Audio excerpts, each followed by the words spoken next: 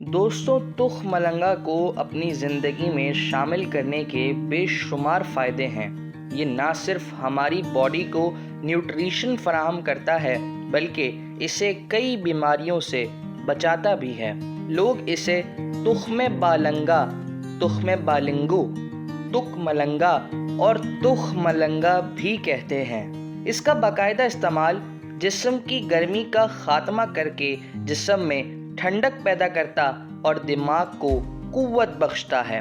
तुख मलंगा हमारे energy level को boost करता है, कब्ज को दूर करता है, हाजमे के निज़ाम को अच्छा करता है। तुख मलंगा में दूध के मुकाबले में ज़्यादा कैल्शियम होता है, जो कि हड्डियों को तवानाई देता है।